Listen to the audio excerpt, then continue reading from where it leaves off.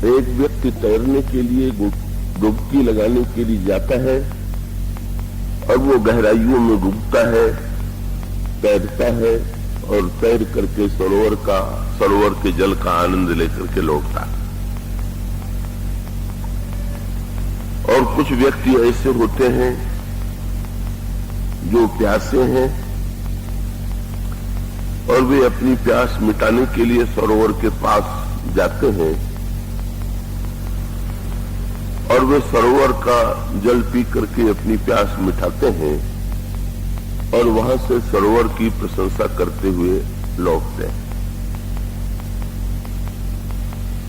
अब यह विवाद करना तो व्यर्थ है कि सरोवर से क्या लेना चाहिए। उसमें स्वच्छता भी है, उसमें मधुरता भी है, उसमें शीतलता भी है, उसमें गहराई भी है और लेने वाले व्यक्ति के अंतःकरण में जैसी आकांक्षा है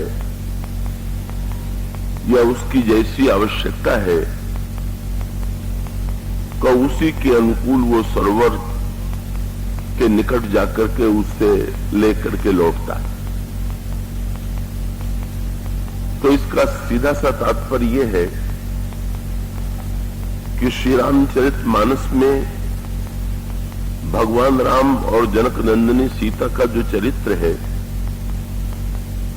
वो तो अद्भुत है, पूर्ण है और उस समग्र को, उस पूर्ण को कोई व्यक्ति पूरी तरह से पाले वाणी में ये संभव नहीं। तो फिर ऐसी परिस्थिति में कि ये हमारी आवश्यकता, देश की आवश्यकता, काल की आवश्यकता, व्यक्ति की आवश्यकता पर निर्भर है कि वो श्री राम के व्यक्तित्व और श्री राम के चरित्र का जो चित्रण मानस में किया गया है उसमें वो किस पक्ष को महत्व देता है और किस पक्ष को ग्रहण करता है। कि इस दृष्टि से गोस्वामी जी ने सांकेतिक भाषा में कल्पना की कि रामचरितमानस में 4 घाट हैं, पर ये तो एक काव्यमयी कल्पना है। उसका मुख्य तात्पर्य यह है कि श्री राम कथा को ज्ञान के संदर्भ में, भक्ति के संदर्भ में, कर्म के संदर्भ में और दैन्य शरणागति के संदर्भ में किस प्रकार से भक्तों ने देखा। तो उसे हम संक्षेप सूत्र में के रूप में कहें, मुझे विश्वास है कि आप भूमिका को यदि सुन लेंगे तो आगे जो बातें आपके सामने रखी जाएंगी उसे ग्रहण करने में आपके लिए सुविधा होगी। गोस्वामी जी कहते हैं कि ज्ञानी जब श्री राम के चरित्र को देखता है तो उसकी दृष्टि मुख्य रूप से श्री राम के व्यक्तित्व की अगाधता पर होती है। वो तैराक है, वो गहराई में डूबने वाला है। और तब गोस्वामी जी आश्वासन देते हैं कि श्री राम के चरित्र में जो अगुण की गहराइयां हैं, ज्ञानी उस गहराई में डूबे और उस गहराई में डूब करके उस अनंतता का अनुभव करे। उनकी पंक्ति है, रघुपति महिमा अगुण अबाधा, बरनब सोई बरबारी अगाधा।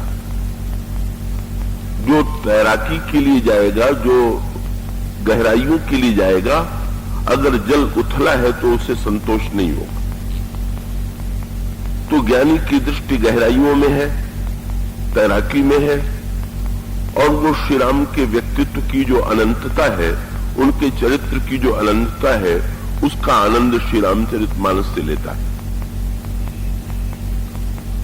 और जो समाज में चरित्र का निर्माण करना चाहते हैं, जो चाहते हैं कि लोगों का चरित्र शुद्ध हो, समाज में व्यक्ति का आचरण शुद्ध हो, कभी मानो कर्म की दृष्टि से श्री राम के व्यक्तित्व को देखते हैं और वे स्नान करने वाले व्यक्ति हैं। जैसे स्नान करने से व्यक्ति का शरीर शुद्ध होता है, जैसे वस्त्र सरोवर में धोने पर शुद्ध होता है, इसी प्रकार से कर्मयोगी की दृष्टि यह है कि भगवान राम का व्यक्तित्व, ज्ञानी कहता है कि श्री राम का व्यक्तित्व वे तो साक्षात ब्रह्म है, उसमें तो अगुण की गहराइयां। और कर्मयोगी कहता है कि श्री राम के चरित्र में इतनी निर्मलता है, इतनी स्वच्छता है कि व्यक्ति और समाज यदि अपने चरित्र को स्वच्छ बनाना चाहता है, अपने चरित्र को पवित्र करना चाहता है, तो उसे श्री राम के चरित्र के द्वारा चरित्र निर्माण की प्रेरणा प्राप्त करनी चाहिए और व्यक्ति और समाज के जीवन में पूरी तरह से परिवर्तन आना चाहिए। कुछ श्री राम के चरित्र की स्वच्छता पर बल देता है। इसी को गोस्वामी जी अपनी पंक्ति में कहते हैं, लीला सगुण जो कहो बखानी, सोई स्वच्छता करई मलहानी। रामचरितमानस में जो अगुण की गहराई है वो ज्ञानी को प्रिय, जो सगुण की स्वच्छता है वो कर्मयोगियों को प्रिय। पर भक्त जो है उसकी दृष्टि जो है थोड़ी भिन्न है। इसका तात्पर्य नहीं कि एक दृष्टि से दूसरी दृष्टि का कोई विरोध है। देखिए, गहराई और स्वच्छता अलग अलग दिखाई देती हैं, पर दोनों का एक दूसरे से बड़ा गहरा संबंध है। क्योंकि जब तक जल गहरा नहीं होगा तब तक वो स्वच्छ रह ही नहीं सकता। आप एक बाल्टी में जल ले लीजिए और उसमें अपने वस्त्र को आप डाल दीजिए तो आपका वस्त्र साफ हो जाएगा, पर बाल्टी का जल गंदा हो जाएगा। तो इसका अभिप्राय यह है कि श्री राम के चरित्र में अगर केवल स्वच्छता हो और गहराई न हो तो फिर उसका परिणाम यह होगा कि कुछ व्यक्तियों की स्वच्छता के पश्चात उस चरित्र में स्वयं मलिनता की कल्पना हो जाएगी। इसलिए गहराई और स्वच्छता का एक दूसरे से बड़ा गहरा संबंध है। लेकिन जिसकी दृष्टि गहराई पर है वो गहराई को देख रहा है, जिसकी दृष्टि स्वच्छता पर है वो स्वच्छता पर दृष्टि दे रहा है। और भाई, एक व्यक्ति ऐसा है जो तैराकी के लिए भी नहीं जाता, जो गहराइयों में डूबने के लिए भी नहीं जाता, जिसकी दृष्टि ये भी नहीं है कि हमें स्नान करके शुद्ध होना है, उसको तो तीव्र प्यास लगी हुई है और वो प्यासा व्यक्ति चाहता है कि जरा हम जल पी करके अपनी प्यास मिटावें। अब ये ध्यान रखिएगा कि जो जल पीने के लिए जाएगा उसकी दृष्टि उतनी गहराई पर नहीं होगी, पर उसकी दृष्टि जो होगी वो जल के मिठास पर होगी, शीतलता पर होगी। जल यदि मीठा है तो उसे पीने में आनंद आवेगा, जल यदि शीतल है तो पीने में आनंद आवेगा। ये भक्त लोग जो है वो प्यासे हैं। ये गोस्वामी जी का अपना थोड़ा पक्षपात भी है। पक्षपात क्या है कि भाई गहराइयों में डूबे बिना भी काम चल सकता है, नहाए बिना भी काम चल सकता है, पर बिना जल पिए तो काम चल ही नहीं सकता। प्यास जो है वो तो सभी से जुड़ी हुई है। तो जो प्यास का पक्ष है का वो भक्त प्यासा है, रस का प्यासा है, और वो श्री राम के व्यक्तित्व की मधुरता और शीतलता को देख करके अपने अंतःकरण में आनंदित होता है। उसके अंतःकरण में भक्त का रस, उसके अंतःकरण में गोस्वामी जी कहते हैं, प्रेम भगत जो बरन जाई, सोई मधुरता सुशीतलताई। तो रामचरितमानस में ये विवाद करने की आवश्यकता नहीं है कि इसमें निर्गुण निराकार है कि नहीं, इसमें निर्गुण निराकार की गहराई है। ये कहने की आवश्यकता नहीं है कि इसमें कर्तव्य कर्म और चरित्र की प्रेरणा नहीं है। इसमें चरित्र की स्वच्छता पूरी तरह से आदि से अंत तक विद्यमान। कई श्री रामचरितमानस में स्वच्छता ही नहीं है, कई इसमें मधुरता और शीतलता भी। श्री राम के व्यक्तित्व के द्वारा व्यक्ति के अंतःकरण में जिस तृप्ति का अनुभव होता है वो भी श्री राम इस रामचरितमानस में विद्यमान। आप ज्ञानी हैं, गहराइयों में डूबिए। आप चरित्रवादी हैं, समाज को स्वच्छ बनाइए। आप भक्त हैं तो आप उसके अमृत रस का, मिठास का आनंद लीजिए। और एक चौथी दृष्टि स्वयं के इन तीनों दृष्टियों के आचार्य तीन हैं। भगवान शंकर की दृष्टि मुख्यतया ज्ञानमयी है। काकभूषुंडी जी की दृष्टि जो है वो भक्ति प्रधान है। और महर्षि भरद्वाज की दृष्टि महर्षि याज्ञवल्क्य की दृष्टि जो है वो कर्म और चरित्र प्रधान है। उसका अभिप्राय यह है, श्री रामचरितमानस एक ऐसा ग्रंथ है जिसमें ज्ञान, भक्ति और कर्म तीनों की परिपूर्णता और तीनों के लिए प्रेरणा विद्यमान। लेकिन सबसे मीठी बात तो तुलसीदास जी ने कही। तुलसीदास जी चौथे रामायण के वक्ता हैं। किसी ने तुलसीदास जी से पूछ दिया, शंकर जी ने तो गहराइयों का आनंद लिया, श्री राम के चरित्र में गहराई है। काकभूषुंडी जी ने मिठास का, शीतलता का आनंद लिया। भगवान राम के व्यक्तित्व में मिठास और शीतलता है। कई याज्ञवल्क्य ने स्वच्छता का आनंद लिया।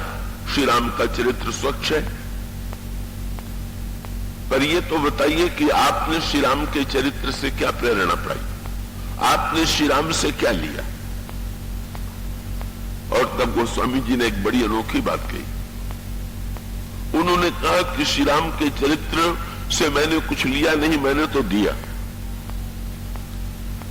भगवान राम के चरित्र को मैंने दिया, लगता है कि ये तो अभिमान की पराकाष्ठा हो गई, धृष्टता की पराकाष्ठा हो गई। पर गोस्वामी जी ने बड़ी मीठी बात कही और वो बड़े काम की बात।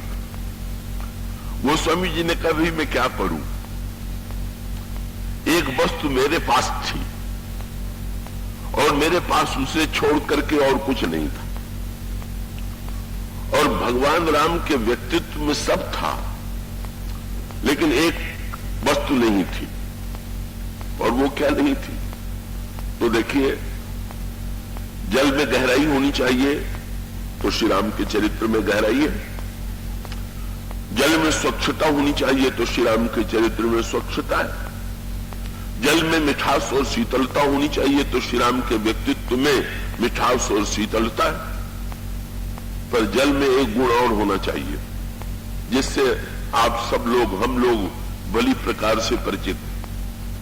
क्या बोले? जल जो है वो पचने में हल्का होना चाहिए। गोस्वामी जी ने कहा, सबसे बड़ा संकट ये है कि राम के व्यक्तित्व में सारा, चरित्र में सारे गुण है पर हल्कापन नहीं। क्योंकि चरित्र में अगर हल्कापन जोड़ दे तो फिर चरित्र गया। बड़ा संकट है। का हल्केपन के बिना जल सुपाच्य नहीं होगा, प्रत्येक व्यक्ति को पचेगा नहीं। और किसी व्यक्ति के चरित्र के लिए कह दे कि इनका चरित्र बड़ा हल्का है तो इससे बढ़ के कोई निंदा नहीं हो सकती। तो गोस्वामी जी ने कहा कि मैंने भगवान से समझौता कर लिया कि मुझमें हल्कापन छोड़ के कुछ नहीं है और आप में हल्कापन छोड़ के और सब है। तो ऐसा कीजिए ना कि मेरा हल्कापन और अपने गुण मिला दीजिए तो हम दोनों का मिलकर के काम बन जाए। उसका अभिप्राय है। गोस्वामी जी ये कहते हैं कि आपका व्यक्तित्व क्या केवल ज्ञानी, भक्त और कर्मियों के लिए नहीं, मुझ जैसे दीनहीन व्यक्तियों के लिए भी सबसे बड़ा संबल हो सकता है। इस बात की स्वीकृति तब मिलेगी जब आप मुझ जैसे तुच्छ व्यक्ति को अपनी महिमा के द्वारा, अपने गुणों के द्वारा ऐसी धन्यता प्रदान करें। कई गोस्वामी जी का जो पक्ष है, यही गोस्वामी जी का पक्ष जो है वो दैन्य और शरणागति का पक्ष है। और इसका अभिप्राय यह है कि श्री राम का व्यक्तित्व ज्ञानी, भक्त और कर्मयोगी के लिए तो प्रेरक है ही, पर जिस व्यक्ति को ऐसा प्रतीत होता हो कि मुझमें तो न तो विचार की क्षमता है, न तो भावना की प्रेरणा है, न तो कर्म करने की शक्ति है, उस व्यक्ति को भी रामचरितमानस में आश्वासन मिलता है कि नहीं नहीं, कब वो भगवान की एक वस्तु। ये कौन सा पक्ष है? ये गहराई का, स्वच्छता का और शीतलता और मधुरता के साथ साथ चौथा जो चरित्र में श्री राम के पक्ष है, ये जो दीनहीन व्यक्तियों पर, असमर्थ से असमर्थ व्यक्तियों पर जो उनकी महती कृपा है, का ये करुणा वाला पक्ष जो है, और ये करुणा वाला पक्ष गोस्वामी जी को अत्यंत प्रिय है। और गोस्वामी जी ने रामचरितमानस में ज्ञान, भक्ति और कर्म के साथ साथ कृपा के इस पक्ष को पूरी तरह से समाज के सामने प्रस्तुत किया, और उन्होंने प्रत्येक व्यक्ति को आश्वस्त किया, हमें जीवन में निराश होने की रंच मात्र आवश्यकता नहीं। इस प्रसंग में मुझे गोस्वामी जी की एक दृष्टि का स्मरण आता है। श्री राम के अनेक मधुर स्वरूपों की झांकी श्री रामचरितमानस में प्रस्तुत की गई, और प्रत्येक भक्त को अलग अलग भगवान की झांकियां प्रिय प्रतीत होती हैं। भगवान शंकर से पार्वती जी ने पूछा कि आप भगवान श्री राम के समग्र रूप का दर्शन कर चुके हैं, पर आपको भगवान राम का सबसे प्रिय रूप कौन सा प्रतीत हुआ? और तब आपने वो पंक्ति पढ़ी होगी।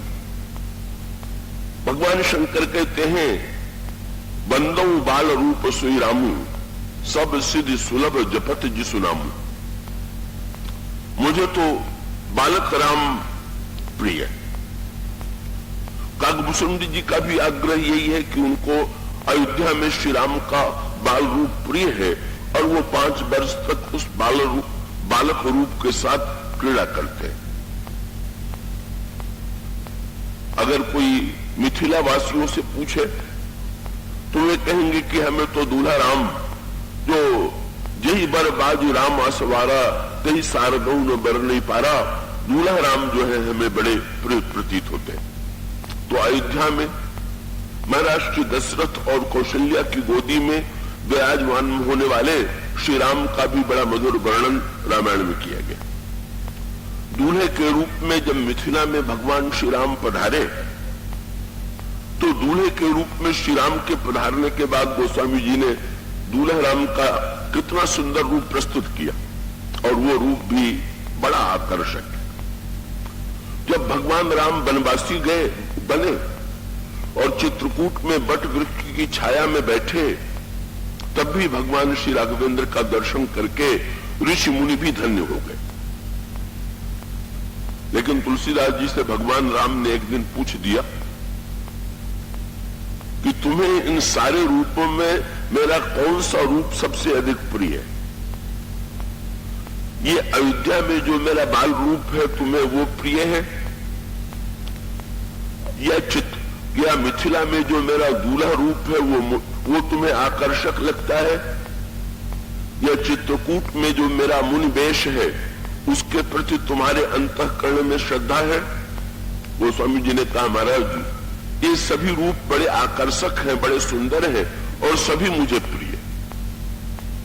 लेकिन महाराज जी, मेरा जहां तक पक्षपात है, मेरे मन से अगर पूछिए तो मैं कहूंगा कि इन तीनों रूपों की अपेक्षा मुझे तो चौथा रूप अधिक पसंद है। वो कौन सा रूप? तो आप गोस्वामी जी का पक्षपात पा लेंगे। भगवान राम समुद्र पार करके लंका में आ चुके हैं। सुबेल शैल पर भगवान राम आसीन हैं। लक्ष्मण जी ने भगवान श्री राम के लिए पत्ते बिछाए, पुष्प की पंखड़ियां भी बिखेरी, और उसके ऊपर मृगचर्म बिछा दिया, और उसी मृगचर्म पर भगवान श्री राघवेंद्र बैठे हुए भी नहीं हैं, सुग्रीव की गोद में सिर रख करके लेटे हुए। भगवान श्री राम के दाहिने और बाएं उनका धनुष और निसंग रखा हुआ। उनके कर कमलों में एक बाण है। उनके कान के पास विभीषण बैठे हुए, और प्रभु का दाहिना चरण अंगद की गोद में है, बायां चरण श्री हनुमान जी की गोद में है, और इन सारी भक्तों से कुछ दूर लक्ष्मण जी धनुष बाण लेकर के बैठे। आप में से अधिकांश ने उन पंक्तियों को पढ़ा होगा। यहां सुबेल शैल रघुबीरा, उतरे सेन सहित अति भीरा, शिखर एक उतंग अति देखी, परम रम्य सम शुभ्र विसेखी, तह तरु किसले सुमन सुहाए, लक्ष्मण रच निज हाथ बनाए, तेहि पर रुचिर मृदुल मृग छाला, तेहि आसन आसीन कृपाला, प्रभु कृत शीस कपीस उछंगा, बाम दहिन दिश चाप निसंगा, दू कर कमल सुधारत बाना, कह लंकेश मंत्र लगी काना, बड़ भागी अंगद हनुमाना, चरण कमल चापत विधि नाना, प्रभु पाछे लक्ष्मण वीरासन, कटिक निसंग कर बान सरासन। और जब भगवान राम का ये वर्णन कर चुके तो गोस्वामी जी का पक्षपात प्रकट हो गया। क्या जो शब्द इसमें जुड़ा हुआ है वो शब्द किसी झांकी के साथ गोस्वामी जी ने नहीं जोड़ा। और वो शब्द क्या है? उस शब्द पर आप ध्यान देंगे, वो कहते हैं यही विधि कृपा रूप गुण। पहले शब्द का गोस्वामी जी ने जो स्मरण किया उसकी विशेषता क्या है कि इस झांकी में गोस्वामी जी ने पहले सुंदरता का स्मरण नहीं किया, पहले कृपा का स्मरण किया। पहले तो शब्द पर आप ध्यान दें, यही विधि कृपा रूप, रूप है पर कृपा पहले चुनाव है गोस्वामी जी का। रूप की कृपा, सुंदर है और कृपालु है नहीं, बोले बड़े कृपालु है, सुंदर भी है। यही विधि कृपा रूप गुण धाम राम आसीन। और एक पक्षपात उनका शब्दों में प्रकट हो गया जब उन्होंने कहा, धन्य ते नर यही ध्यान जे रहत सदा लैलीन। धन्य है वे प्राणी जो प्रभु के इस ध्यान में सदा लैलीन रहते। भगवान ने पूछ दिया, तुमने और किसी ध्यान के साथ ये धन्यता वाला शब्द नहीं जोड़ा? तुमने ये कहीं नहीं कहा कि वे प्राणी धन्य हैं जो दूल्हा राम का ध्यान करते हैं, बालक राम का ध्यान करते हैं, वनवासी राम का ध्यान करते हैं। ये बताओ कि तुम्हारे मन में ये मेरे इस रूप के प्रति इतना पक्षपात क्यों है? गोस्वामी जी ने कहा, महाराज इसका वास्तविक कारण ये है कि अगर आपके बाल रूप को हृदय में ले आना चाहे तो बाल रूप तो आपका अयोध्या में प्रकट हुआ था, तो पहले हमें अपने अंतःकरण को अयोध्या बनाना होगा, उसमें महाराज श्री दशरथ कौशल्या को लाना होगा और तब बालक रूप में आप पधारेंगे। अगर दूल्हा राम का दर्शन करना हो तो पहले अंतःकरण को मिथिला बनावे, महाराज जनक और सुनैना मंडप का निर्माण करावे और पूरी तैयारी हो विवाह की बारात के स्वागत की, तब आप पधारेंगे। चित्रकूट में जहां पर अत्रि और अनसुईया जैसे महात्मा हो और जहां पर दिव्य मुनि मंडली हो, उस जब चित्रकूट हमारा अंतःकरण बने, तो जब हमारा अंतःकरण अयोध्या बने तो बालक रूप में आप पधारे। जब मेरा अंतःकरण मिथिला बने तो आप दूल्हे के रूप में आवे। जब हमारा अंतःकरण चित्रकूट बने तो आप वनवासी के रूप में आवे। तो महाराज मैं तो निराश हो गया। बोले मुझे लगा कि मैं न तो हृदय को अयोध्या बना पाऊंगा, न मिथिला बना पाऊंगा, न तो चित्रकूट बना पाऊंगा। पर जब मैंने ये देखा कि आप लंका में भी आ जाते हैं तो मैं प्रसन्न हो गया कि लंका बनाना नहीं है, वो तो बनी बनाई। लंका हमारा अंतःकरण जो है का अंतःकरण को अयोध्या चित्रकूट मिथिला तो बनाना होगा, पर लंका बनाने के लिए अनंत मात्र प्रयास करने की आवश्यकता नहीं है। हमारा अंतःकरण लंका का साक्षात प्रतिरूप ही है। और उसका अभिप्राय क्या हुआ कि ये श्री राम का जो व्यक्तित्व है, तो उन्होंने कहा हमारा कई कारण है। एक तो लंका में गोस्वामी जी का प्रतीकात्मक संकेत क्या, अभी उसके संदर्भ में भी कुछ बात मैं आपके सामने कहूंगा। गोस्वामी जी ने कहा हमारा दूसरा कारण यह है कि अयोध्या में आपको महाराज श्री दशरथ ने निमंत्रण दिया, तब पधारे। यज्ञ किया, मनु के रूप में तपस्या किया। कब मिथिला में आपने महाराज श्री जनक और सुनैना के प्रेम को देखा, विश्वामित्र के आग्रह को देखा, तब आप पधारे। चित्रकूट में जब महर्षि वाल्मीकि ने आपको निमंत्रित किया, तब आप पधारे।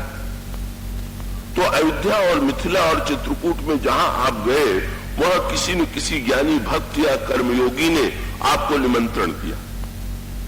लेकिन सब जगह से आपको निमंत्रण मिला, पर यह बताइए कि लंका से भी रावण ने भी कोई निमंत्रण आपको भेजा था क्या? और बड़ी विचित्र बात यह है कि लंका के राजा ने निमंत्रण भेजना तो दूर रहा, वो तो चाहता भी नहीं था कि आप लंका में घुसने पाओ, लेकिन आप बलपूर्वक घुस के बैठ गए। सो यहां भी निमंत्रण की आशा मत कीजिए, यहां तो बलपूर्वक घुस के बैठ जाइए, तो ही अपना काम बन सकता है। तो जब भी हमने देखा कि आप बिना निमंत्रण के भी चले जाते हैं, और ऐसे स्थान पर गोस्वामी जी का लंका में श्री राम का स्थान कितना विचित्र है। जब भगवान श्री राघवेंद्र लंका में जाते हैं तो वहां का दृश्य देखते हैं का लंका के 3 शिखर, और वो लंका के 3 शिखरों में से दो शिखरों पर रावण की लंका का विस्तार है। केवल तीसरा जो शिखर था वही कोने में खाली पड़ा हुआ था।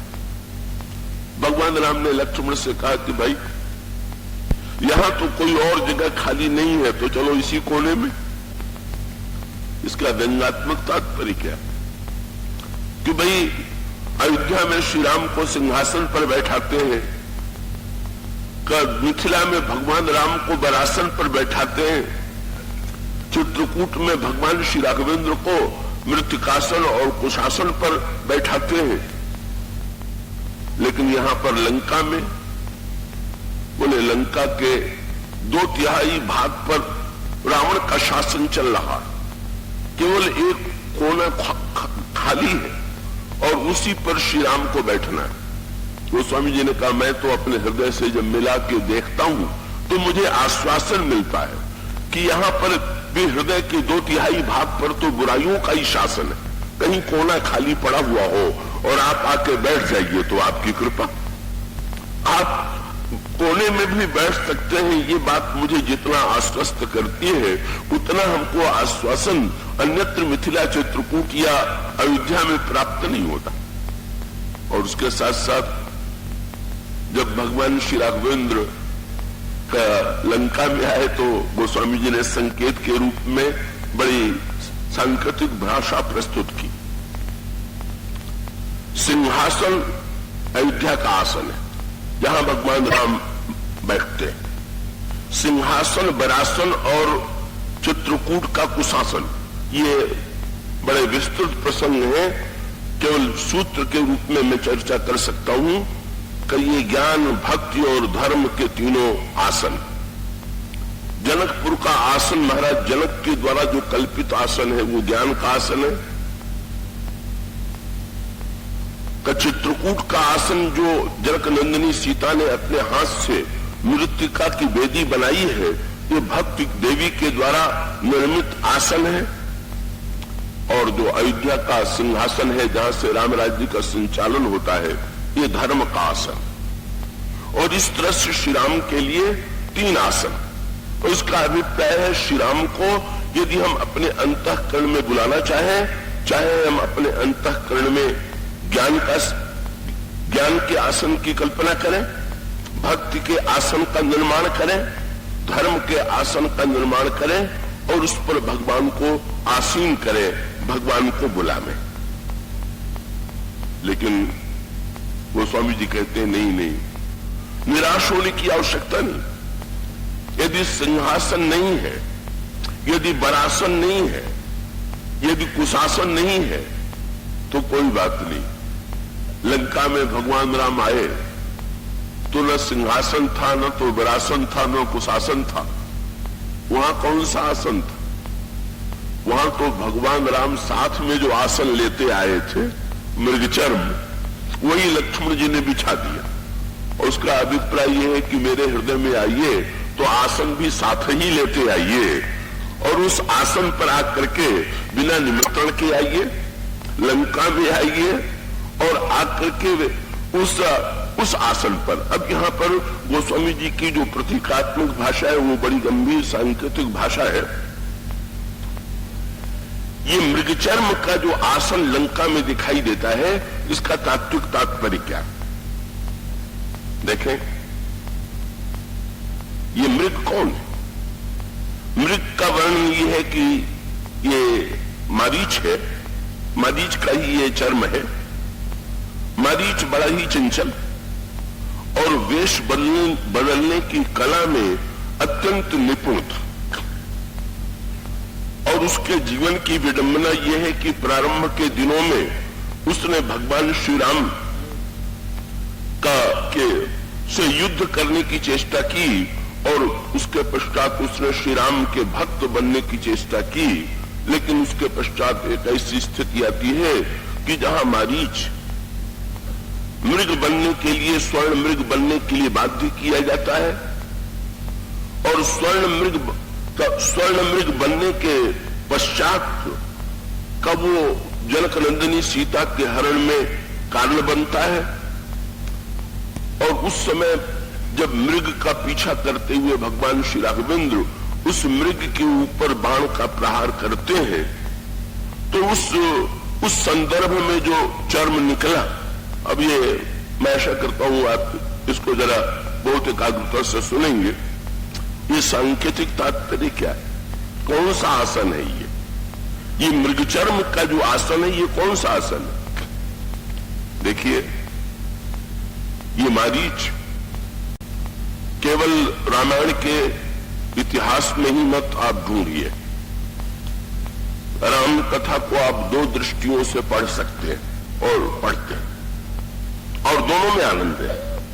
मैं ये नहीं कहता, मेरा आग्रह ये नहीं है कि आप, मैं प्रारंभ में कह चुका कि आप अनेक दृष्टियों से श्री राम के व्यक्तित्व और चरित्र को देखने के लिए स्वतंत्र हैं, पर उसे हम दो रूपों में कहें का एक तो श्री रामचरितमानस का इतिहास पक्ष है और दूसरे श्री रामचरितमानस का शाश्वत पक्ष है। इतिहास पक्ष का अभिप्राय त्रेता युग में जैसे प्रभु ने अवतार लेकर के जो कुछ किया वो श्री रामचरितमानस का इतिहास,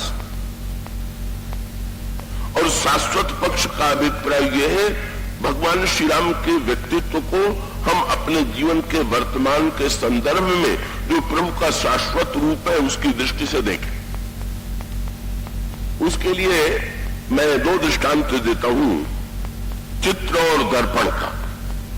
देखिए, एक सुंदर चित्र के सामने जब आप खड़े होते हैं तो आपको आनंद की अनुभूति होती है, और जिसका चित्र देखते हैं उसके चित्र का आकर्षण आपको अपनी ओर आकृष्ट करता है। वो भी एक दृष्टि है। लेकिन आपके घर में जो दर्पण होता है, शीशा होता है, का उसमें और उसमें क्या अंतर है? चित्र में और दर्पण में यह है कि चित्र में तो आप देखते हैं जिस व्यक्ति का चित्र है उसको, पर जब आप दर्पण और शीशे में देखते हैं तो उसके सामने खड़े होकर के स्वयं आप अपने आप को देखते हैं। तो भाई, ये जो राम कथा है, ये जो रामचरितमानस है, ये चित्र है कि दर्पण है? और तो मैं ये कहूंगा कि भाई संसार में जो चित्र होता है वो दर्पण नहीं होता, जो दर्पण होता है वो चित्र नहीं होता। पर धन्य है ये रचना कि जो चित्र भी है और दर्पण भी, और जो आनंद आप लेना चाहें। अगर आप इतिहास की दृष्टि से राम कथा को पढ़ते हैं तो आप चित्र का आनंद ले रहे हैं। प्रेरणा प्राप्त कीजिए, पग पग पर भगवान राम की एक एक झांकी देख करके, भगवान राम के चरित्र की एक एक घटना को देख करके आपको ऐसा लगेगा कि भगवान राम का चरित्र कितना सुंदर, कितना आकर्षक, कितना प्रेरक, और साकार हो जाता है त्रेता युग का चित्र आपके सामने। लेकिन राम कथा को देखने की एक दूसरी दृष्टि भी है, और वो दूसरी दृष्टि क्या है? दूसरी दृष्टि यह है कि ये राम कथा जो है का वो एक शीशा है एक दर्पण है। ये दर्पण वाली दृष्टि गोस्वामी जी ने दोनों का सामंजस्य किया। एक सूक्ष्म भाषा रामचरितमानस में मिलेगी। गोस्वामी जी कहते हैं कि हमारे श्री राम को देखने के लिए दो वस्तुओं की आवश्यकता। पार्वती जी ने भगवान शंकर से पूछा, लोग श्री राम को क्यों नहीं देख पाते? तो शंकर जी ने बड़ी अनोखी बात कही। कहना तो ये चाहिए था कि लोगों के पास देखने के लिए दृष्टि नहीं है, पर शंकर जी ने एक बात जोड़ दिया। शंकर जी का वो वाक्य समझने योग्य है और वो रामायण को समझने की कुंजी। क्या उन्होंने कहा, मुकुर मलिन और नयन विहीना, राम रूप देखने की विदीना। जिनके पास दर्पण नहीं है और जिनके पास आंखें नहीं है, वे बेचारे श्री राम के रूप को नहीं देखते। भाई ये बात तो बड़ी विचित्र सी है, बड़ी अटपटी सी है। दूसरे को देखने के लिए ये प्रश्न विचार करके सोचा जाए कि भाई किसी से पूछा जाए कि अपने को देखना सरल है कि दूसरे को, तो बिना विचारे उत्तर देगा तो ये कहेगा कि अपने को देखना सरल है और दूसरे को देखना कठिन है। पर गहराई से आप विचार करके देखें तो बिल्कुल उल्टी बात। दूसरे को देखना सरल है, अपने को देखना कठिन है। क्यों? और दूसरे को देखना हो तो आंख है तो आपको दिखाई दे जाएगा, पर अपने आप को अगर आपको देखना हो तो आपके पास कितनी भी आंख है, आप सबको देख रहे हैं पर अपने आप को नहीं देख रहे। अपने को देखना हो तो फिर केवल आंखें नहीं चाहिए, शीशा चाहिए, दर्पण चाहिए। जब आप दर्पण देखेंगे तो अपने आप को देख सकेंगे। और इसका अर्थ यह है कि दूसरे को देखना सरल है और अपने को देखना कठिन है। तो गोस्वामी जी बहुत बड़ा संकेत दे रहे हैं क्या, कि हमारे श्री राम को देखने के लिए इतिहास केवल दृष्टि की ही आवश्यकता नहीं। तब क्या आवश्यकता है? श्री राम के व्यक्तित्व को देखने के लिए, ठीक ठीक रामायण का आनंद लेने के लिए दर्पण की भी आवश्यकता। इसलिए बड़ा सुंदर संकेत आता है। जब तुलसी गोस्वामी जी महाराज रामायण लिखने लगे तो गुरु जी से चरण की धूल लेकर के आंखों में लगा लिया। गुरु जी ने पूछा, क्या उद्देश्य है? बोले, गुरु जी जिसके आंख की ज्योति कम होती है वो अंजन के द्वारा ज्योति को बढ़ाता है। तो मेरे लिए तो भगवान राम के चरित्र को देखने के लिए जो दृष्टि चाहिए, तो उस दृष्टि के लिए ये आपके चरण धूल को अंजन बना करके मैं देख रहा हूं। गुरुपद रज मृदु मंजुल अंजन, नयन अमीय दृग दोष विभंजन। और इस तरह से गोस्वामी जी का सूझन ही रामचरित्र मणिमाणिक। अब भगवान राम का चरित्र गुरु जी की कृपा से जो दृष्टि मिली उससे दिखाई देने लगा। लेकिन आपने ध्यान दिया, बालकांड लिखने के बाद जब अयोध्या कांड लिखने के लिए चले तो अयोध्या कांड का प्रारंभ करते ही उन्होंने गुरु जी की फिर याद की। गुरु जी ने गोस्वामी जी से पूछा, दृष्टि तो तुम पहले ले चुके, अब फिर से गुरु चरणों की धूल का स्मरण क्यों कर रहे हो? तो गोस्वामी जी ने वही बात कही जो अभी आपको के सामने मैं रखा था। उन्होंने कहा, गुरु जी आंखें तो मिल गई थी, पर अभी एक वस्तु की आवश्यकता और है। वो दोहा आपने पढ़ा होगा, पर उसकी गहराई से उस पर ध्यान दीजिए। वो दोहा हनुमान चालीसा में और अयोध्या कांड दोनों में पहला दोहा। और उस दोहे में गोस्वामी जी दृष्टि की याचना नहीं कर रहे, तब काय की याचना कर रहे हैं? बोले, गुरु जी दृष्टि तो आपने दे दिया, जरा दर्पण और दे दीजिए। श्री गुरु चरण सरोज रस काहे के लिए? बोले, निज मन मुकुर सुधारी। और इसको हम सांकेतिक भाषा में कहें तो यूं कहें कि भाई मन का दर्पण और बुद्धि की आंखें, ये दोनों यदि जीवन में है तो अब सही अर्थों में रामायण को समझ सकते हैं। और जब रामायण को हम दर्पण में देखेंगे, ये दर्पण गोस्वामी जी के मन में दर्पण देखने की बात आई कहां से? ये बालकांड के बाद अयोध्या कांड में ही दर्पण देखने की बात कहां से उठ गई?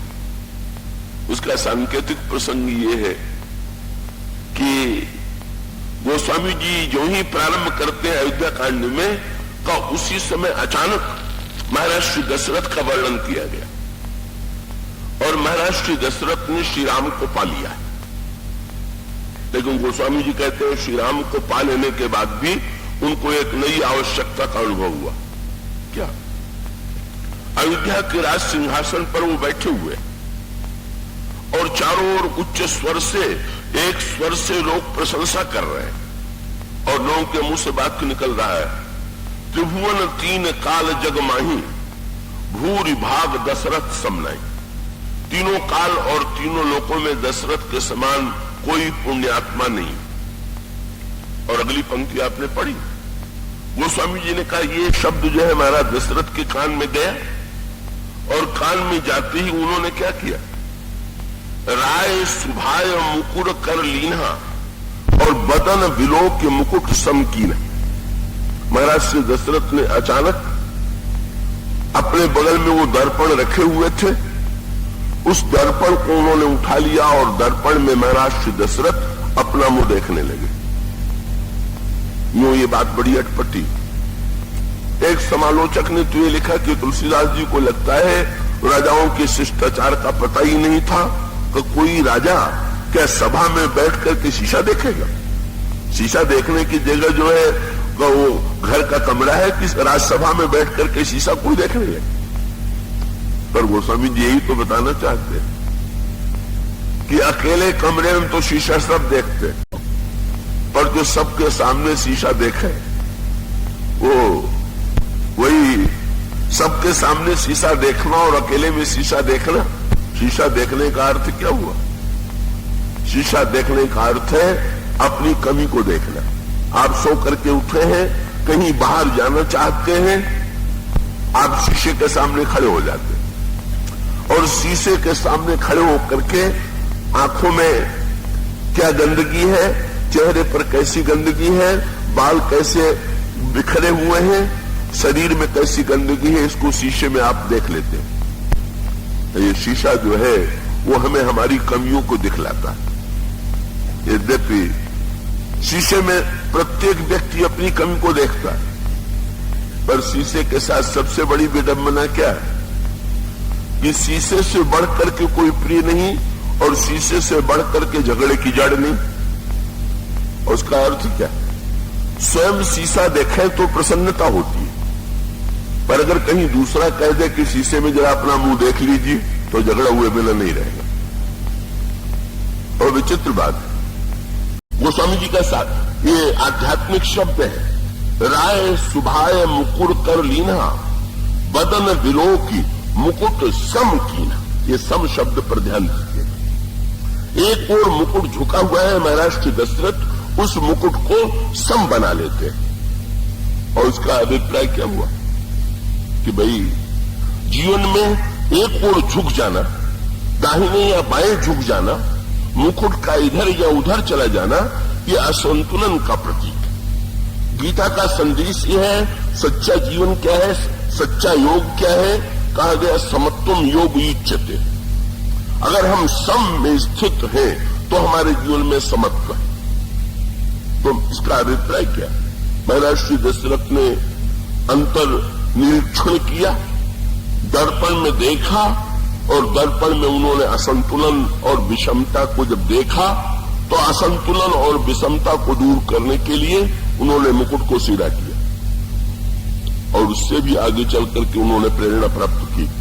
मुकुट जब तक एक ओर झुका हुआ था तब तक कान के पास के सफेद बाल उसकी आड़ में छिपे हुए थे। मुकुट को जो ही उन्होंने सीधा किया, कान के पास बाल उनको दिखाई देने लगे और तब उनको लगा कि कान के पास के सफेद बाल मुझे कुछ संदेश दे रहे हैं।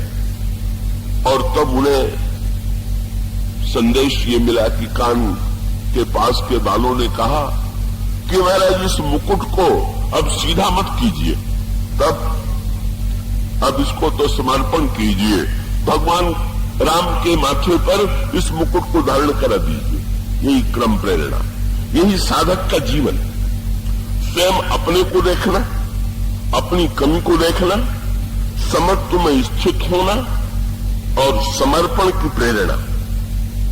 उसके अंतःकरण में त्याग और समर्पण की वृत्ति जागृत हो, जैसे महाराज श्री दशरथ के हृदय में जागृत हुई। और जब ये त्याग और समर्पण की वृत्ति उत्पन्न हुई तो उन्होंने मंत्रियों से और सभासदों से पूछा, और वे इतने योग्य थे कि उन्होंने त्याग और समर्पण की वृत्ति का समर्थन किया।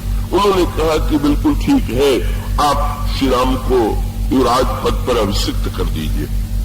और उसके पश्चात सभा से उठ करके महाराज श्री दशरथ गुरु वशिष्ठ से एकांत में मिले, और एक महान गुरु ने, यही गुरु का कर्तव्य, साधक सजग हो करके अपनी कमी को देखे, कमी को देख करके असंतुलन को दूर करे, संदेश प्राप्त करे, समर्पण की वृत्ति उत्पन्न हो, और फिर गुरु के चरणों में नत हो करके उन्होंने पूछा, मेरे मन में ये संकल्प है, कृपा करके ये बताइए कि मेरा ये संकल्प ठीक है कि नहीं। सो भाई बहुत अच्छे गुरु थे, उन्होंने समर्पण का समर्थन किया। नहीं तो इतिहास और पुराण में ऐसे भी गुरु हुए हैं जिन्होंने समर्पण में बाधा डालने की चेष्टा की, और उस उपाख्यान से आप लोग परिचित होंगे, पर उसमें बड़ी सांकेतिक भाषा, और वो प्रसंग है बलि का प्रसंग। बलि यज्ञ कर रहा है, और उसमें जो दान लेने के लिए आते हैं बलि के द्वारा दान दिया जा रहा है, और उसी बलि की यज्ञशाला में साक्षात भगवान वामन रूप में आ गए। बलि ने स्वागत किया, स्वागत करते हुए प्रणाम करके कहा कि आप आज्ञा दें, क्या चाहिए, आप जो मांगेंगे आपको दिया जाएगा। सो बगल में शुक्राचार्य जी बैठे हुए थे, वो तो तुरंत पहचान गए कि ये तो भगवान है। सो उन्होंने तुरंत अपने यजमान का, अपने शिष्य का हाथ पकड़ के दबाया और कहा, पहले एकांत में मेरी बात सुन लो, तब तुम फिर यहां दान देने का वचन दो। एकांत में लेकर के गए, पूछ दिया शुक्राचार्य जी ने, तुम जानते हो कि ये वामन के रूप में कौन है? बोले नहीं महाराज, कोई ब्रह्मचारी बड़े तेजस्वी प्रतीत हो रहे हैं। शुक्राचार्य जी ने कहा, मूर्ख, वो ब्रह्मचारी नहीं है, साक्षात विष्णु भगवान वामन के रूप में आए।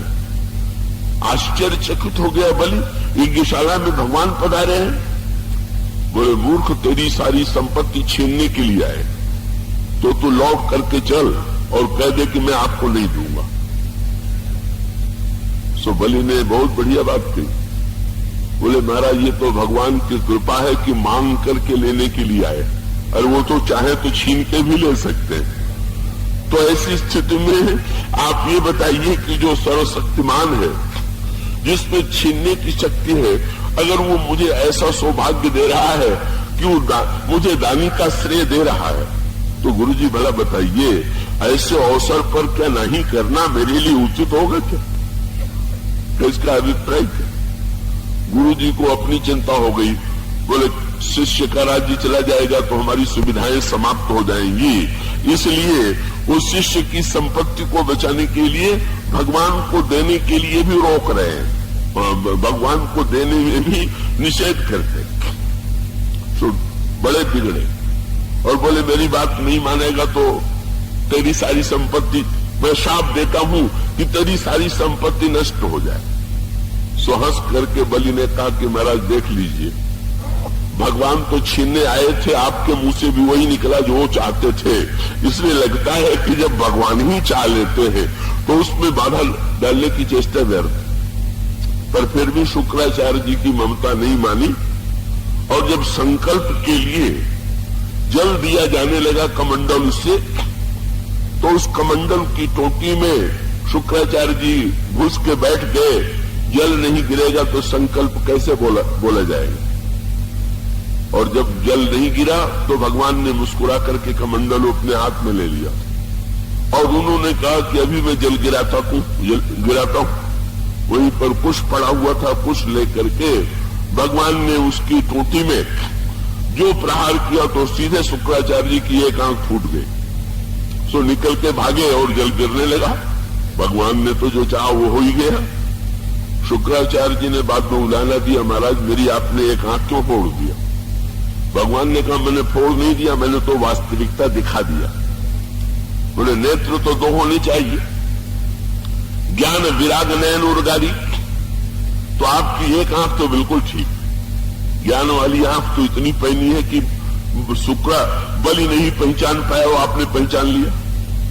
पर वैराग्य वाली आंख इतनी फूटी हुई कि मुझे पहचानने के बाद भी आपने उसको देने से रोका, इसलिए इस आंख को मैंने फोड़ा नहीं है, मैंने कल बता दिया ये नकली आंख थी, इसके ये एक आंख। और इसका अभिप्राय है कि जिसके जीवन में ज्ञान तो हो पर वैराग्य न हो, जाने तो सब कुछ पर जानने के अनुकूल यदि आचरण की प्रेरणा प्राप्त न हो तो ऐसा व्यक्ति जो है एकाक्ष है, शुक्राचार्य की वृत्ति है।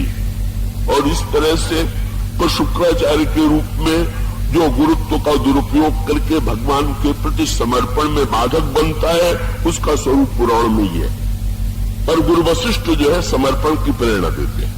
और इस तरह से साधना का एक उत्कृष्ट क्रम, ये जो महाराज श्री दशरथ का दर्पण देखना है, ये हमारे आपके लिए बड़े महत्व का है। और ये है कि श्री राम को पा लेना ही यथेष्ट नहीं है। महाराज श्री दशरथ ने श्री राम को पा लिया, बाल कांड में उन्होंने श्री राम को पाया और अयोध्या कांड में उन्होंने स्वयं अपने आप को दर्पण में देखा।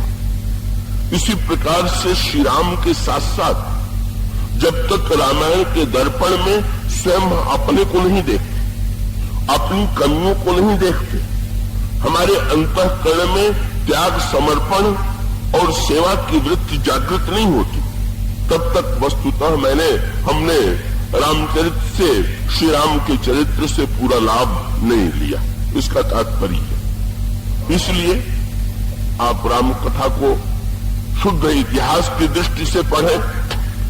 त्रेता युग में ऐसा हुआ, ऐसा हुआ, ऐसा हुआ, वो भी बहुत बढ़िया है, उसमें भी बड़ी प्रेरणा है। लेकिन अगर आप इस रूप में भी देखें, और ये देखना बड़ा जरूरी है। अभी कुछ महीने पहले अयोध्या में रामायण मेला था, और जिस दिन रामायण मेले में मैं गया था उस दिन विवाह पंचमी थी। एक बात मैंने कही थी वहां पर, वो आपके सामने दोहरा दूं। ये अयोध्या में, जनकपुर में या अन्य नगरों में भी जहां भगवान राम के मंदिर हैं, तो उस मंदिर में ये हर वर्ष विवाह पंचमी के दिन ये विवाहोत्सव क्यों मनाते हैं? भगवान राम का विवाह तो त्रेता युग में हुआ, तो इस समय विवाह मनाने की क्या आवश्यकता है? भगवान राम का जन्म तो त्रेता युग में हुआ, अब रामनवमी मनाने की क्या आवश्यकता है? भाई इसका एक ही कारण है, भक्त तो बड़े चतुर हैं, उन्होंने देख लिया कि त्रेता युग में जो रामनवमी हुई, त्रेता युग में जो विवाह हुआ, उसमें त्रेता युग वाले तो सब थे, हम तो थे ही नहीं। इसलिए जब तक हम भी न सम्मिलित हों तब तक हमें क्या आनंद आए? तो इसका अर्थ ये है जन्मोत्सव हुआ, पर जन्मोत्सव में आप है कि नहीं, ये ध्यान रखिएगा। रामायण के जितने पात्र हैं, अगर उन्हीं पात्रों को आपने रामायण में ढूंढा और स्वयं अपने आप को नहीं ढूंढा, बस अपने को बिना जोड़े तो रामायण की पूर्णता कभी होगी नहीं, ये ध्यान रखिएगा। इसलिए रामायण के वक्ता बड़े चतुर हैं। शंकर जी सुनाने लगे, कौशल्या जी के सामने प्रकट हो गए, दशरथ जी बाजे बजवाने लगे, अयोध्या में स्त्रियां सज करके श्रृंगार करके जाने लगी। लेकिन कितनी बढ़िया बात शंकर जी ने किया, यही भक्ति शास्त्र है। क्या बोले, पार्वती एक कथा बीच में मेरी सुन लो। पार्वती जी कह सकती है कि महाराज राम कथा सुनाते सुनाते ये आपको अपनी कथा सुनाने की बात कहां से आ गई? तो शंकर जी ने कहा ना, इस कथा के बिना तो कथा पूरी ही नहीं होगी। क्या कथा है? वहां आपने पढ़ा होगा रामायण में शंकर जी कह रहे हैं, और एक कहो निज चोरी, सुन गिरिजा अति दृढ़मति तोड़ी, काग भूसुंड संग हम दो, मनुज रूप जानहि नहीं को, परमानंद प्रेम सुख फूले, बीथिन फिरहि मगन मन भूले। जब जन्मोत्सव मनाया जा रहा था तो काकभूषुंडी जी के साथ काकभूषुंडी और मैं दोनों मनुष्य रूप बना करके अयोध्या की गलियों में घूम घूम करके जन्मोत्सव का आनंद लेने लगे। और इसका अर्थ क्या हुआ? शंकर जी को संतोष नहीं हुआ। बोले दशरथ जी को आनंद आवे, कौशल्या जी को आनंद आवे, पर हमको आनंद तो तब आवे जब हम भी वहां पर हो। शंकर जी पार्वती जी को बता देते हैं, पार्वती उन लोगों को आनंद आ रहा था पर मुझे कम नहीं आ रहा था, मैं भी था वहां पर। ये राम कथा से श्री राम के चरित्र में अपने को जोड़ने की कला। काकभूषुंडी जी उन्होंने भी गौड़ जी से कहा, मैं भी जाकर के 5 बरस तक भगवान के साथ खेलता था, और उसका अर्थ है भगवान राम औरों के साथ खेले और काकभूषुंडी जी के साथ न खेले। उस जन्मोत्सव का आनंद वो न ले तो भाई वो तो पढ़ने का आनंद हुआ, मिठाई का वर्णन करने का आनंद और है और रसास्वादन करने का आनंद और है। तो काकभूषुंडी जी भी जन्मोत्सव में सम्मिलित थे। भरद्वाज जी ने याज्ञवल्क्य से पूछा, जब प्रभु का जन्मोत्सव हुआ तो आप कहां थे? तो उन्होंने मुस्कुरा करके कहा कि उन्होंने जब सारे मुनियों को दान देने के लिए आमंत्रण दिया तो क्या मुझको भुला दिया? मैं भी वहां पर पहुंच गया था और मैं भी मुनियों को जब दान दिया जा रहा था तो मेरी भी गणना उसी में कर। पर सबसे मीठी बात गोस्वामी तुलसीदास जी की, शंकर जी उस समय थे त्रेता युग में, जब शंकर जी सर्वदा है वो त्रेता युग में भी थे। काकभूषुंडी जी भी त्रेता युग में थे, तो श्री याज्ञवल्क्य जी भी त्रेता युग में थे। पर गोस्वामी जी से किसी ने पूछा, आप बताइए। क्या बढ़िया बात गोस्वामी जी ने कही। भगवान राम के जन्मोत्सव का वर्णन किया और उन्होंने ग्रंथ ही बना दिया गीतावली रामायण में, जिसमें प्रारंभ में भगवान राम का जन्मोत्सव ही नहीं है। भगवान राम के जन्मोत्सव के समय क्या गीत गाया गया, कई गीत उसमें बड़े सुंदर सुंदर तुलसीदास जी ने लिखे। तुलसीदास जी से किसी ने पूछ दिया, भगवान राम के जन्म के समय ये गीत गाया गया है तो वाल्मीकि रामायण में, अध्यात्म रामायण में, भूषुंडी रामायण में कहीं नहीं है। ये लगता है आपने कवि हैं, आपने कल्पना से गीत बना करके लिख दिया। गोस्वामी जी ने कहा, ये किसी रामायण में नहीं मिलेगा और मैंने कल्पना से भी नहीं लिखा है, बिल्कुल यही गीत गाया गया। आपको कैसे पता? आपने पढ़ा तो आपने सुना। तुलसीदास जी का बड़ा सुंदर उत्तर था। उन्होंने कहा, मुझे पता है कि जब प्रभु का जन्म हुआ तब यही गीत गाया गया।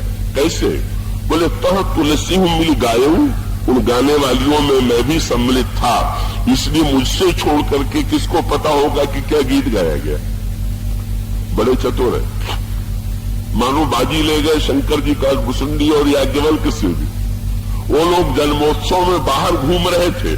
बोले, वो लोग तो बाहर ही घूमते रहे, मैं तो जाके भीतर गीत भी गाया आया। और इसका अर्थ क्या हुआ?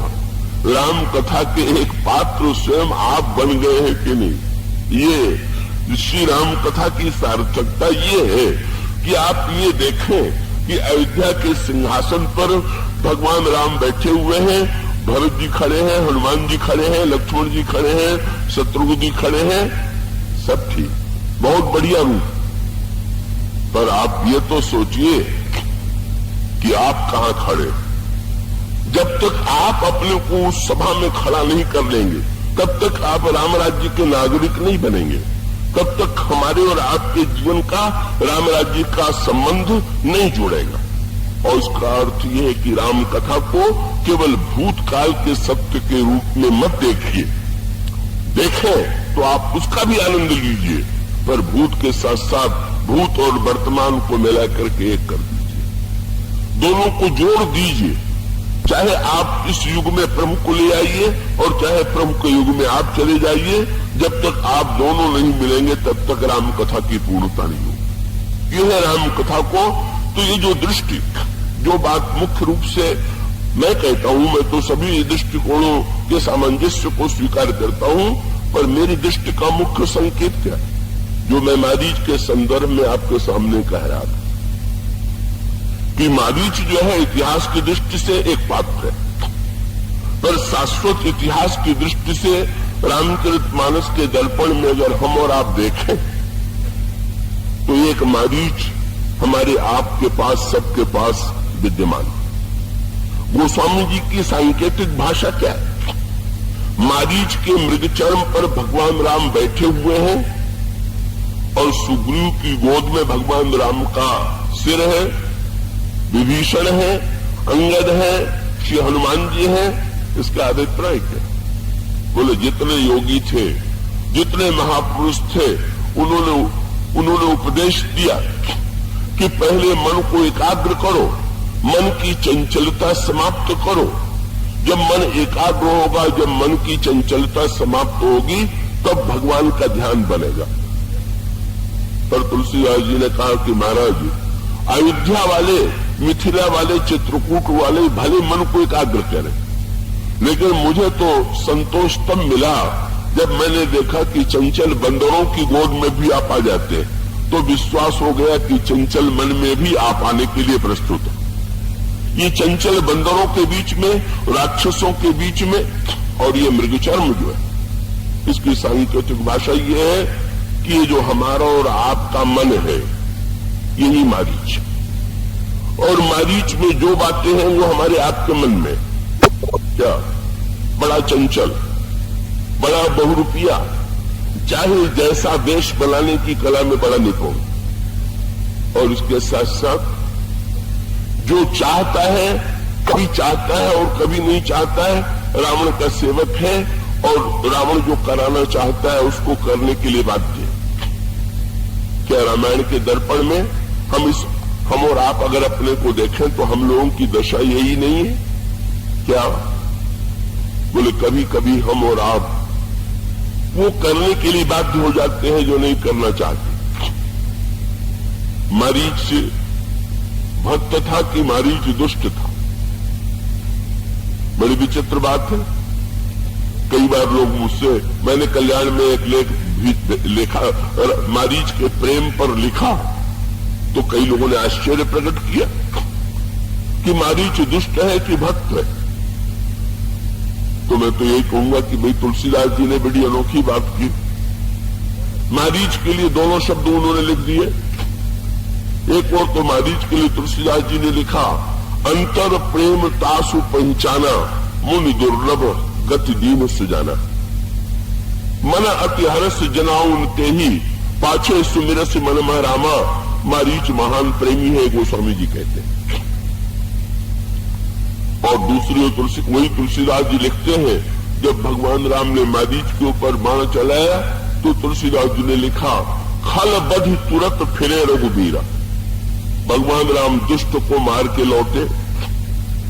तो एक पंक्ति में कहते हैं मारीच प्रेमी, और दूसरी पंक्ति में कहते हैं मारीच दुष्ट। एक ही व्यक्ति लिखे, और कभी दुष्ट लिखे और कभी प्रेमी लिखे। बोले कि लेकिन कितनी पते की बात है। बोले हमारा आपका मन जो है वो दुष्ट है कि प्रेमी है? क्या बताऊं, कथा में जब इतना शांति से रस ले तो लगता है महान प्रेमी, और निकल करके जब अपना मनमाना आचरण करने लगे तो लगता है महान दुष्ट है। कहीं तो दोनों जीवन में प्रत्यक्ष ही दिखाई दे रहा है। कभी तो भक्ति भाव में, पूजा पाठ में, अच्छे विचार में पूरी तरह से डूब जाता है, और कभी का वो दुष्टता और बुराई की ओर जाता है। गोस्वामी जी कहते हैं, रावण मूर्तिमान मोह है, मोह दुष्य मौलित व्रात अहंकार, और मारीच चंचल मन है। वो मन जो मोह के वशीभूत है, जो चंचल है, जो बहुरूपिया है, और जो न चाहने पर भी रावण की इच्छा और रावण की आज्ञा का पालन करने के लिए बाध्य हो जाता है। ऐसी स्थिति में क्या ऐसे व्यक्ति के कल्याण का भी कोई मार्ग है क्या? तब गोस्वामी जी कहते हैं मारीच के प्रसंग में कि कौभय भांति देखे निज मरना, तब ताकसी रघुनायक शरणा। तब उसके अंतःकरण में शरणागति का उदय हुआ। मैं असमर्थ हूं, मैं रावण की आज्ञा पालन करने के लिए बाध्य हूं। अब मेरा कल्याण तो यदि आप करें तो अपनी कृपा के द्वारा ही कर सकते हैं, मेरी योग्यता देख करके नहीं कर सकते। और सचमुच सांकेतिक भाषा ये थी, ये आसन बनाने में, मारीच का मृगचर्म बनाने में जितना परिश्रम भगवान को करना पड़ा, अरे और आसन तो भगवान को बने बनाए बढ़िया से बढ़िया मिल गए। पर ये लंका में जिस आसन पर बैठे हुए हैं, उस आसन के लिए पहले तो उस मृग को जनकनंदिनी सीता ने देखा। यह साक्षात भक्ति देवी है। भक्ति देवी की करुणामयी दृष्टि मृग के ऊपर पड़ी और भगवान राम से कहने लगी, महाराज शब्द कितना सुंदर कहा। बोले, सुनहु देव रघुवीर कृपाला, यही मृग कर अति सुंदर छाला। दूसरा होता तो ये कहता कि मृग बड़ा सुंदर है, पर जनकनंदिनी सीता के शब्द पर जरा ध्यान दीजिए। उस पंक्ति को गोस्वामी जी को सीता जी ने नहीं कहा मृग बड़ा सुंदर है, बोले यही मृग कर अति सुंदर छाला। इस मृग का चमड़ा बड़ा अच्छा। मृग क्यों नहीं सुंदर है? बोले, महाराज जब तक इस मृग की चंचलता नहीं मिटेगी तब तक चमड़ा नहीं बनेगा, और जब तक चमड़ा नहीं बनेगा तब तक सुंदर नहीं। उसका अभिप्राय चंचल मन की चंचलता मिटे, पूरी तरह शुष्क हो जाए, वैराग्य का उदय हो जाए, तब कहीं जाकर के वो सुंदर बनेगा। तो भगवान राम से जनकनंदिनी ने अनुरोध किया कि महाराज न ये बेचारा अपनी चंचलता मिटाने में समर्थ है, न अपने दोषों को दूर करने में समर्थ है। अब आप ही कृपा करके सत्य संध प्रभु पद करे यही, आनहु चर्म कांति वैदे ही, आप इसको ले आई। भक्त ने भगवान से अनुरोध किया और साक्षात अखंड ज्ञान घन भगवान श्री राघवेंद्र इस मन रूप मारीच के पीछे दौड़े। आज नया दृश्य हो गया। आज मन की चंचलता को मिटाने के लिए भगवान प्रयत्न कर रहे हैं, भगवान प्रयास कर रहे हैं, भाग रहे हैं, और मारीच दूर चला जा रहा। और भक्त मारीच और भगवान में बड़ा अनोखा संवाद। मारीच पहले आया फिर गया। भगवान पूछ सकते हैं मारीच से कि मारीच तुम्हारा कौन सा मार गया भाई, समझ में नहीं आया क्या? बोले, अगर तुम विमुख रहते, मेरे पास न आते तो हमारे विमुखता की बात, और मेरे पास आ गए, मेरे सन्मुख रहते तो तुम्हें लोग सन्मुख कहते। तो तुम विमुख हो कि सन्मुख? पहले तो तुम आए तो लगा कि सन्मुख है, और अब तुम भाग रहे हो तो लग रहा है तुम विमुख हो। तुम सन्मुख हो कि विमुख? महाराज मारीच ने कहा, मन का प्रतीक है, मन का संकेत ही है कि महाराज क्या मैं बताऊं, सन्मुख हूं कि विमुख? क्यों? कभी सन्मुख कभी विमुख। और सन्मुखता विमुखता के साथ मारीच ने कहा, महाराज सन्मुख तो ये सोच करके हुआ कि सन्मुख होई जीव मोहि जबहि जन्म कोटि अगनासहि तबहि। आपने, मैंने सुना कि आपका सिद्धांत है कि जीव कितना भी बड़ा दोष युक्त क्यों न हो, जो ही आपके सन्मुख होता है तो ही उसके पाप नष्ट हो जाते हैं। लेकिन सन्मुख आते आते मेरा साहस छूट गया, क्योंकि कहीं से मुझे आपका दूसरा वाक्य सुनाई दे गया। क्या सुनाई दे गया? बोले, आपका वाक्य सुनाई दे गया कि निर्मल मन जन सो मोहि पावा, मोहि कपट छल छिद्र निभावा। आपका ये वाक्य सुनाई पड़ा कि निर्मल मन वाला ही मुझे प्राप्त करता है, मुझे कपट छल और छिद्र अच्छा नहीं लगता। तो मैंने इस सिद्धांत को सुनने के बाद जब अपनी ओर देखा, अपने कपट और अपने छल को देखा, तो मैं निश्चित समझ गया कि इस सिद्धांत के आधार पर तो मैं आपको पाने में समर्थ नहीं हूं। इसीलिए मेरा साहस छूट गया और मैं भागने लगा। भगवान ने मुस्कुरा करके कहा, भाग तो रहे हो आगे, पर ये लौट करके तो तुम देख रहे हो पीछे।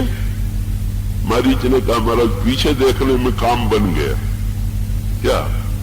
जब मैं पीछे आपको दौड़ते हुए अपने पीछे देख रहा हूं तो मुझे लगा कि चलो, प्रभु ने यही घोषणा किया था कि कपटी उन्हें प्राप्त नहीं कर सकता, पर उन्होंने ये प्रतिज्ञा थोड़ी की थी कि वो कपटी को नहीं पा सकते।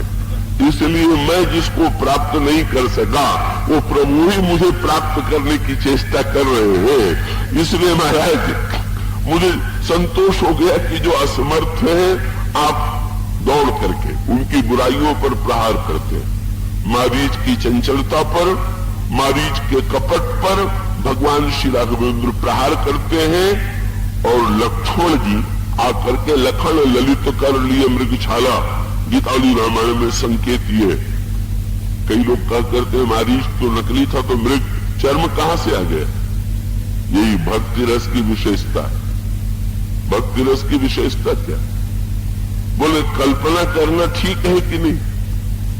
और उसका अर्थ ये कल्पना संसार के सामने की जाए तो कल्पना झूठी, पर कल्प तरु के नीचे कल्पना की जाए तो साकार हो जाती।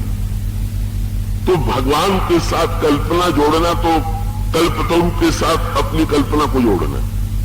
प्रभु ने सोच लिया कि जब जनक नंदिनी सीता ने मन में चर्म की कल्पना किया और बिना चमड़ा लिए लौटूंगा तो भक्त का संकल्प झूठा हो जाएगा, इसलिए वो मृग चर्म कैसे बना?